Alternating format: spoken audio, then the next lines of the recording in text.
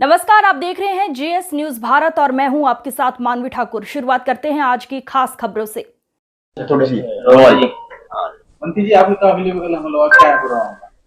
कल करीब 8 साढ़े 8 बजे की बात है। रात के मड़ गांव है, बड़ा प्यारा सा छोटा सा गांव है। भारतीय जनता पार्टी का हमेशा से स्नेह करने वाला गांव है।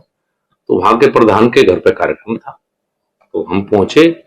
पहुंचने के बाद मैं तो घर के अंदर चला गया जहां मीटिंग थी। बाहर एकदम से कुछ नवयुवक आए, मास्क पहने हुए थे और मुंह पे कपड़ा लपेटा हुआ था। तो पहले गाड़ियों पे लाठी डंडों से हमला किया और उसके बाद कुछ घरों से इंटरलॉक टाइलों से पथराव शुरू हुआ। तो सबने मुझे कहा बाहर चलिए, मैंने शोर सुन के। तो जब मैं बाहर निकला और गाड़ी में मुझे बैठाया गया, क्योंकि सुरक्षा कर्मी थे, उन्हें गाड़ी में बैठाया, तो ऐसा लग रहा था कि जैसा जंग का मैदान हो। ऊपर से छतों से बहुत बड़ी बड़ी इंटरलॉक टाइल्स। तो करीब 15-20 गाड़ियां क्षतिग्रस्त हुई। काफी जो युवा साथ थे उनको चोट लगी। भगवान का शुक्र है कि जितनी बड़ी वो ईंटें और टाइल्स थी कि किसी बच्चे के सिर पे नहीं लगी।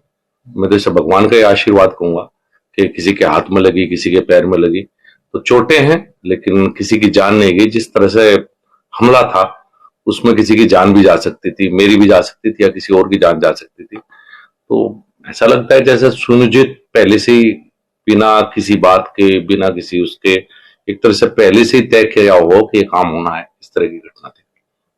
कौन लोग थे मंत्री जी, पता चला? ये तो पता नहीं लगा, युवा थे यही बताया गया मुझे। चूंकि मैं अंदर था उस समय, मैं तो सबको नहीं देख पाया, मैं अंदर था।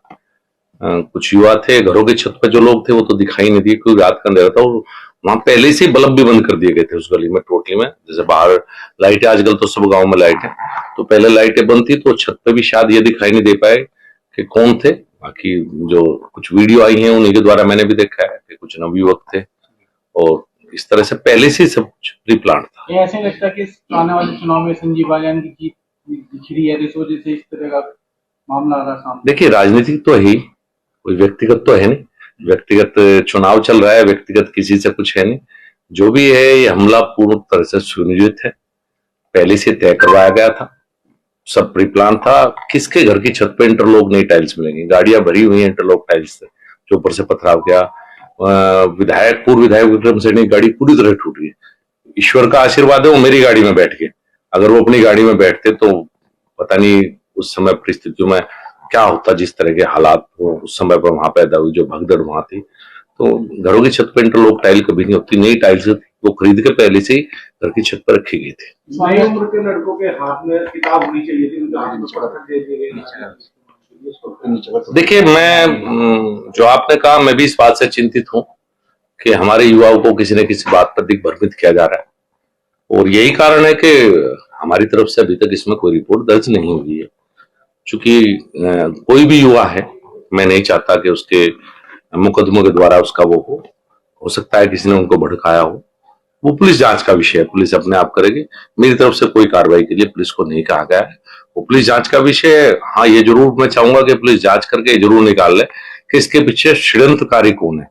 बच्चों की कोई दिक्कत नहीं है, बच्चे तो सबके ही हैं और बच्चे कहीं ना कहीं किसी बात पे आप कई बार बच्चों को भड़का देते हैं, लेकिन मुख्य षड्यंत्रकारी इस भूमिका में कौन था वो पुलिस जांच करके शायद निकाल लेगी। तार जुड़ जाते हैं, निकल जाते हैं, पुलिस से जांच का विषय। माननीय मुख्यमंत्री को मैंने सारी घटना से अवगत करा दिया है, तो कुछ इस तरह की जांच शायद हो कि भाई जिससे षड्यंत्रकारी का पता लग सके। किसी भी बच्चे के खिलाफ, किसी भी युवा के खिलाफ मैं व्यक्तिगत तौर पर कोई कार्रवाई नहीं चाहता, ना मेरी तरफ से तहरीर दी गई। युवाओं के लिए क्या कहना चाहते हैं? मैं यही कहना चाहूंगा बदलता हुआ उत्तर प्रदेश है। 10 साल से देश में योगी जी और 7.5 साल से प्रदेश में योगी जी ने जिस तरह की कानून व्यवस्था का वातावरण तैयार किया है, आज हमारे युवा पुलिस फौज की भर्ती की तैयारी करते हुए मिलते हैं। बहुत बदल गया माहौल मुजफ्फरनगर का। मैं यही अपील करना चाहूंगा अपने छोटे भाइयों से, युवा साथियों से, किसी के बहकावे में ना आए। कहीं से आपको कोई किसी भी बात के नाम पर भड़काता है, ना आए। मैं किसी बच्चे का करियर खराब नहीं करना चाहता। मैं नहीं चाहता कि मेरी वजह से अगर किसी से कोई गलती हुई है, कोई बात नहीं, मेरी तरफ से मेरे मन में कोई बात नहीं है। हाँ, मैं षड्यंत्रकारी से जरूर चाहता हूं कि उनके चेहरे बेनकाब होकर जनता के बीच में आए कि ऐसे माहौल में, इतने शांत जनपद में और योगी जी के राज में इस तरह की कानून व्यवस्था पर प्रश्न उठना, तो वो जरूर षड्यंत्रकारी सामने जरूर आए। मंत्री जी, सामने कप्तान से कभी बात हुई है कि कौन लोग थे? क्या? देखिए, मैंने तो माननीय मुख्यमंत्री से कहा, उस समय कप्तान से भी मेरी बात हुई है और माननीय मुख्यमंत्री से भी कहा, और मैंने पुलिस ने मुझे कहा था कार्रवाई के लिए, मैंने कहा मैं अपनी तरफ से कोई तहरीर नहीं देना चाहता। मैं तो इसी को बताया ना, इसी को भगवान का आशीर्वाद मानता हूँ कि किसी की जान नहीं गई। अगर जान जाती तो शायद मैं किसको चेहरा दिखा पाता। मान लिया विक्रम सैनी अपनी गाड़ी में होते तो क्या परिणाम होता, या मेरे ऊपर जिस तरह से हमला हुआ, वहां तो ये किसी को पता ही नहीं था किसकी गाड़ी आए, किसका इतना भारी पथराव, किसी एक के भी सिर में लग जाती। तो मैं तो इसे भगवान का आशीर्वाद मानूंगा, कुछ नहीं हुआ, और मेरी तरफ से मैं कोई कार्रवाई इसमें अपनी तरफ से नहीं चाहता। ठीक है।